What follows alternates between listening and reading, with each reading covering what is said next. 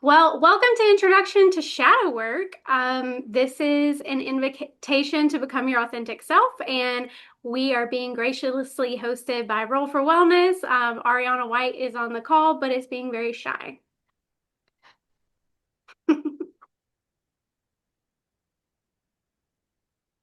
Okay. So, we're going to talk just a little bit about the basics of what shadow work is, and then at the end, we will have an invitation to dive a little deeper. So, shadow work is the process of exploring the parts of ourselves that we learn to hide, suppress, or disconnect from. And sometimes we may be a little intimidated by shadow work because our shadows can hold feelings related to shame and anger and embarrassment, insecurities, feelings from childhood about being rejected. And it can just make us feel really vulnerable to explore anything related to those feelings. So I want this work to be as accessible as possible and not intimidating. And it's always a good reminder that your shadow is not bad. It's not something that we seek to shame. I think that that's a common misconception. It's just something protective about ourselves. So, I recently wrote a workbook called the Shadow Integration Workbook.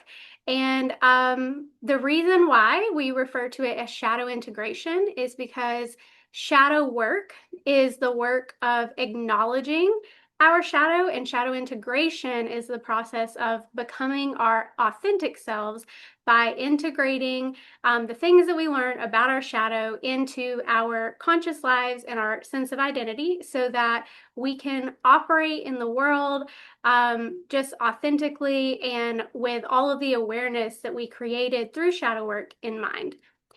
So it means no longer relying on roles or personas, which we'll talk about a little later, no longer suppressing needs, desires, and fears, no longer over identifying with a role. And what that means is basically seeing yourself as a two-dimensional figure. So, for example, if you define yourself based on your role as a parent or a caregiver, you will no longer do that because you'll be able to see yourself as a complex individual with your own unique needs. This is also the work of reclaiming disowned parts of ourselves, often disowned during childhood and adolescence, and living with a greater sense of wholeness. So, truly becoming your authentic self. That is what shadow integration is all about. So, we talked a little bit about this a second ago, but there are a lot of common misconceptions about shadow work and shadow integration. A lot of people think of it as purely spiritual or kind of woo-woo, but that's not what it is. It's actually based in psychology.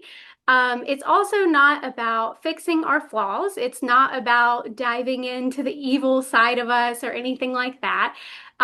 It's not about becoming perfect. It's not about erasing difficult traits or things that we're not proud of. And it's definitely not forcing trauma recall. So it's super important to, when we are doing shadow work, acknowledge that some of the prompts that we do may encourage us to look back on past traumas, but we are not meant to relive them.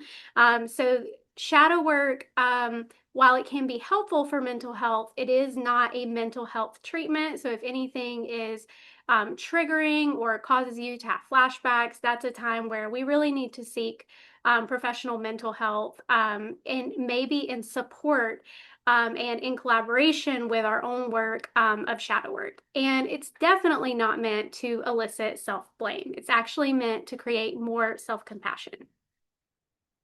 So here are some potential benefits of shadow integration. So I won't read the whole screen to you, but I will tell you that I personally got into shadow work around 2022, and then I found it more helpful to do shadow work in collaboration with others. So I started a shadow integration circle And it was a life-changing experience for me. I held a lot of feelings related to shame and embarrassment. Prior to that experience, you definitely would not have found me on camera presenting my work to people on the internet. I was very fearful about being cringe or feeling like I was attention seeking or feeling like I was too much. And so this work really helped me have greater awareness about why I have those feelings and what are some healthier ways I can deal with those feelings so that I can show up authentically. It also helped me better learn how to manage my impulses. Because I had a greater awareness around the desires behind my impulses that had formerly been suppressed. And it also helped me learn to set healthier boundaries because it helped me acknowledge what the unmet need was within myself that was causing me to not be able to hold a boundary. Um, so there are so many benefits to shadow work. Those are just my own insights and my own relationship with my shadow, but there are so many benefits. I have also heard that this has helped people understand others better because as you're diving in to learn about your own triggers or things that you might reject onto others, you start to see from another person's perspective, especially if you do know their experiences in childhood. So, really, what this is meant to do is just help you find that overall sense of inner peace so that you can operate as your authentic self. And here are some potential risk of shadow work. So you can see that the list is much smaller, but everything does come with risk, of course. So you may have temporary feelings of discomfort or vulnerability. If left unfinished, if you start to dive in and then you feel too ashamed and you never approach it again, that may leave you with a sense of anxiety, embarrassment, fear, or shame because you are acknowledging those feelings without ever getting down to the root cause and then integrating that information. You may also encounter potential triggers related to past trauma. So, as I mentioned earlier, we're not meant to have trauma recall, but we may be encouraged to think about how a past trauma impacted how we operate currently. Like I said earlier, I think that shadow work is always done best in a group with support, with people that make you feel loved and seen. But it's definitely always better done intentionally. It's not something to just kind of dabble in because, like I said, if it's left unfinished, it can leave you feeling really raw.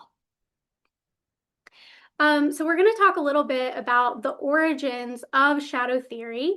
So the concept was introduced by Carl Jung. You may recognize his name from Myers-Briggs, personality types, or analytical psychology.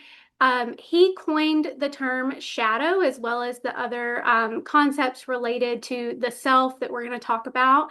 And he described the shadow as the unconscious parts of ourselves that the conscious ego does not want to identify with. He also talked a lot about how those desires that we suppress in childhood or the coping mechanisms that we develop in childhood don't ever disappear. They sort of operate in the background, kind of like a like a software bug or a software update. They influence our behavior even when we're not aware that they're even there.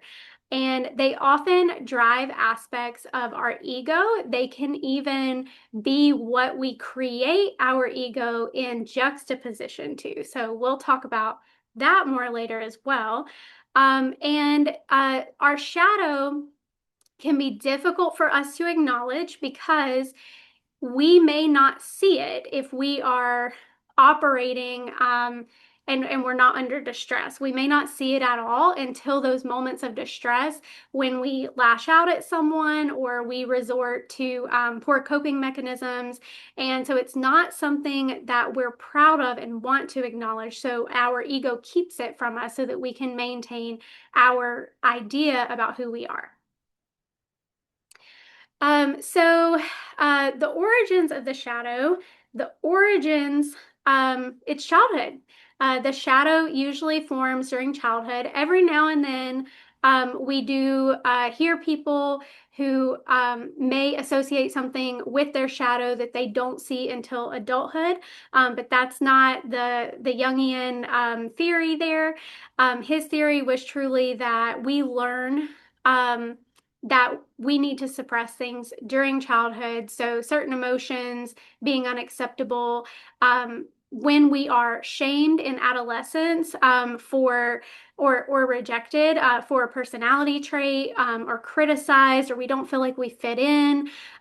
So we adapt in order to survive and in order to be accepted and feel loved. And our shadow also develops when we have unmet needs. So when you think about adolescents who are criticized for having attention-seeking behaviors or for acting out, those tend to come about due to an unmet need. And then over time, when they become an adult and they create an ego that they operate with in the world, they suppress that. So we learn what is lovable and what is acceptable and what is not. And then all of those things that are not, we pack it into a cute little box that's called our shadow. So as we said earlier, your shadow is not evil. It's just protective of you, and it's trying its best to help you navigate the world and to be loved and accepted and have all your needs met. So here are some signs that you may need to do some shadow work. So if you still experience emotional triggers, regardless of how much therapy that you have done, if you have overreactions to just different situations, if you struggle with people pleasing, perfectionism, jealousy, if you get cruel when you're angry, if you deal with a lot of insecurity, if you want to be in control all the time, if you have issues with greed or selfishness, avoidance and self-sabotage, intense shame, projection onto others, and being passive.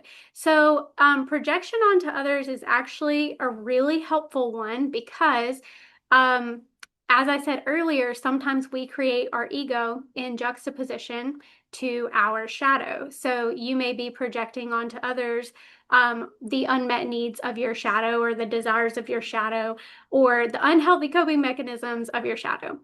So all of these things are just things to consider if you're thinking about participating in shadow work.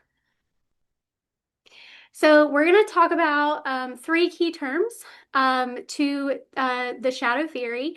And the first term is the ego. So our ego is partially comprised, like just a little bit comprised of the unconscious mechanisms, but it's not actually aware that it is comprised of that little sliver of unconscious mechanisms. And then it's also comprised of all of our consciousness. So our entire concept of who we are and who we want to present to the world is our ego. It organizes all of our thoughts and memories and helps us figure out how those thoughts and memories participate in our decision making. It constructs our personal narrative that we tell others about who we are and who we tell ourselves that we are. It decides what within our unconscious is acceptable before it translates that to the world. And it protects us from vulnerability by basically suppressing those unconscious things. And some of its core features are that it is the center of the consciousness with that little sliver of unconscious. It justifies our behavior for us. So a lot of the time, this is where when people offer us criticism and we don't want to hear it, and we tend to justify our behavior, that is your ego. It also acts as the liaison between the inner and the outer world.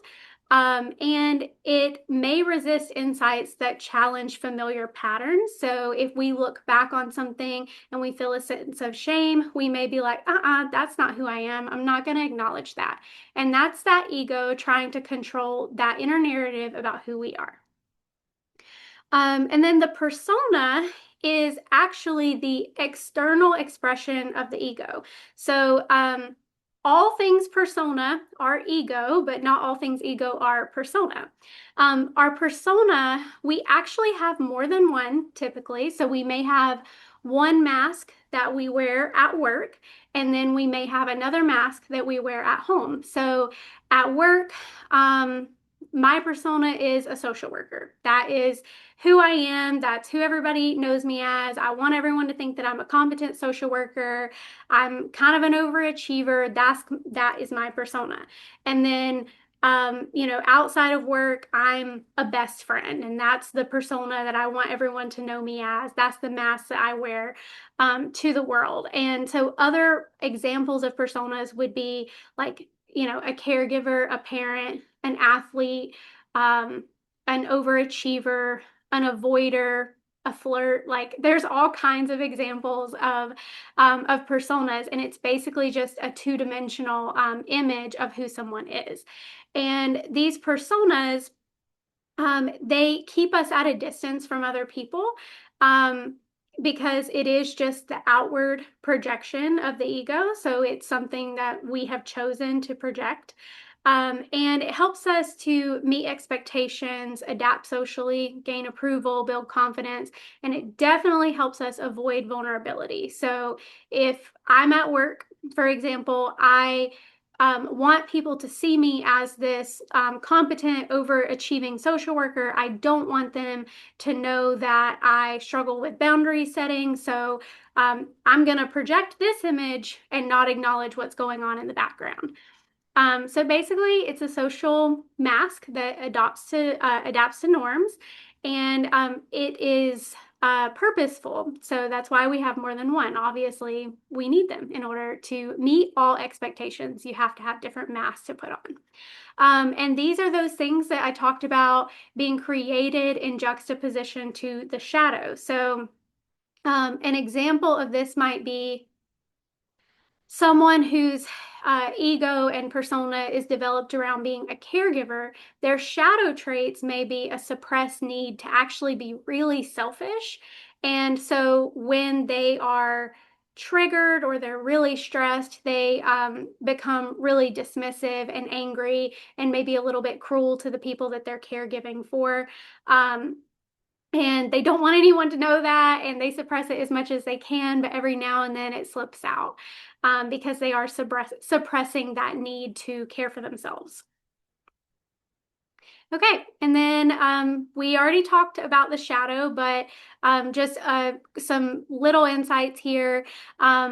The shadow, if you really need to understand it for yourself, you can think about the messages that you received as a child about what about you was not acceptable, what was too much, what was not enough, what was wrong, unacceptable, bad, etc. Things that you were made to feel guilty about or things that made you feel rejected. And over time, maybe you yourself started to reject those traits, those emotions. And then as you became an adolescent and you were conditioned, you figured out who it was that you wanted to present to the world, and that became your ego and your persona. And your shadow operates outside of conscious awareness until you have done the work to integrate and become your authentic self. So it may be really challenging for you to figure out what your shadow looks like. It influences your reactions and your projections, and it only emerges usually during stress or a threat. So this is just a diagram of those concepts that we just talked about. So as you can see, the shadow and unconscious elements are there all together, and the ego is only aware of a little tiny slice of them, and it kind of filters what we are conscious of and what we are not, and then it consciously chooses the persona, the mask that we wear, and all of those things together are the self. And then it's also in Jungian theory super important to acknowledge that collective consciousness is also part of the self. So even though the outer world is, obviously not within us, collective consciousness does affect our concept of self and especially impacts the persona, the mask that we wear. So this is an example so that we can kind of start to really understand the theory. So this little girl has a childhood need to be heard and seen, and maybe that need goes unmet. So she starts speaking very loudly and very forcefully and doing some attention-seeking behaviors. So as she becomes an adolescent, her parents and her peers start to criticize her and say, "You're too blunt, that's not nice, you're attention seeking," etc. So then, as she gets older and she wants to be accepted, she develops an ego and a persona related to people pleasing in order to avoid rejection. So she dismisses her own need to be heard and seen and becomes more of a people pleaser. And her shadow, which is this little very angry gal down here, is that suppressed honesty and assertiveness that she has inside of her. And so when she is triggered, she speaks very harshly. And it's probably shocking to her and shocking to the people who know her as that outward persona of the people pleaser. And then she also may have a suppressed need for attention. So she may resort to unhealthy attention seeking when she's lonely, such as being passive aggressive towards her loved ones or self sabotaging. And then as she gets older and she becomes an adult, the people pleasing starts to impact her relationships because there's a loss of boundaries, which then leads to an emergence of the shadow. And then she's ashamed and she's lonely and she's embarrassed. And performing that persona because people don't know that she has this unmet need of feeling heard and feeling seen, she's left feeling very lonely and misunderstood.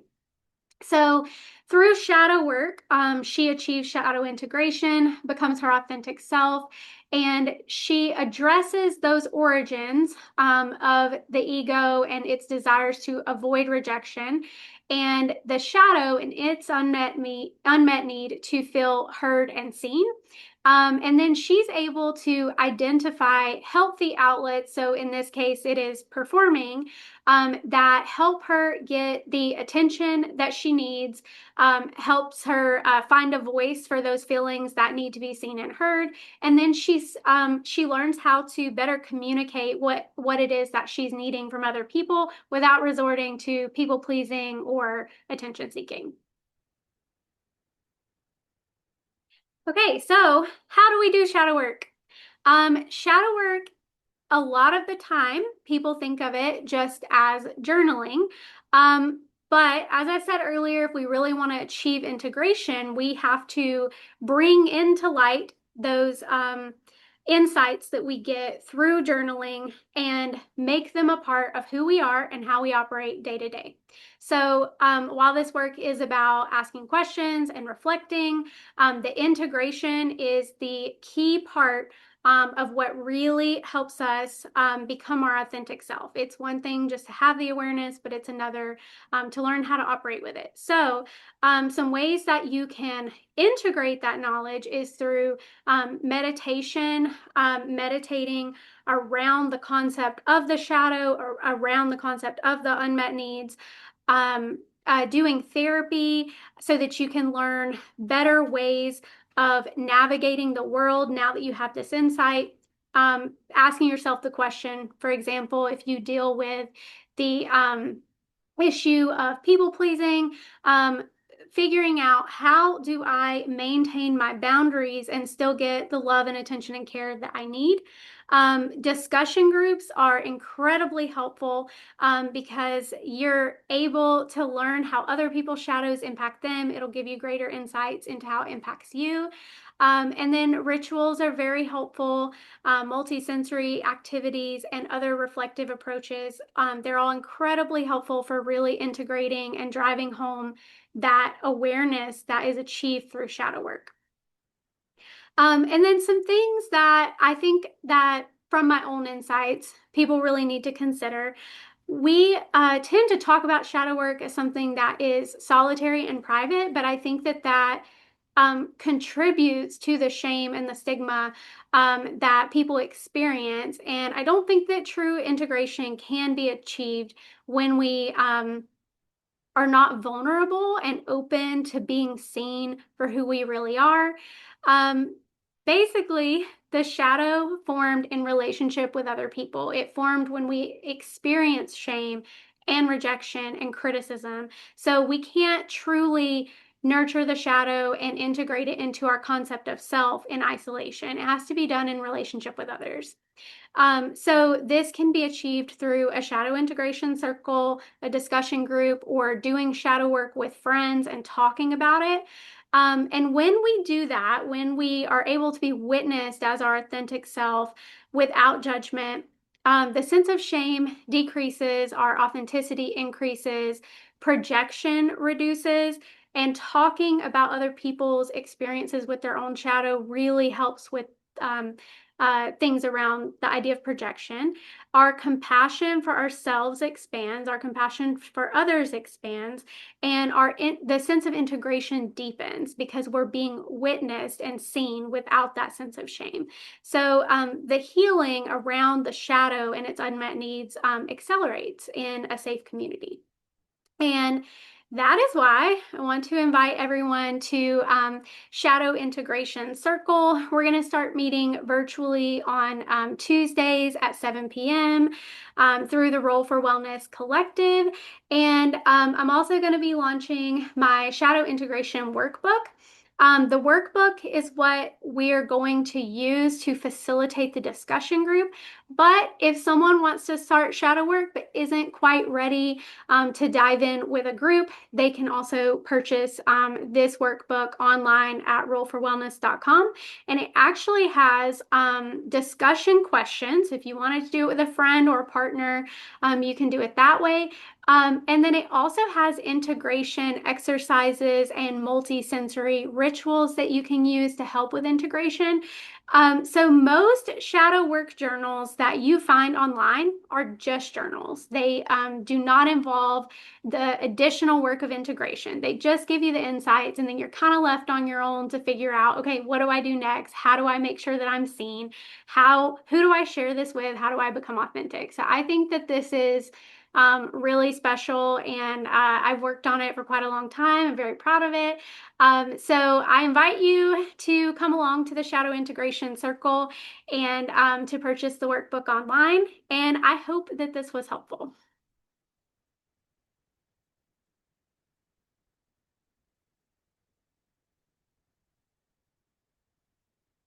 Okay, how'd we do? Hey, Antonella. Do you want to stop the recording so if people have questions or want to talk to you, they're Oh, I thought not. I did. Sorry.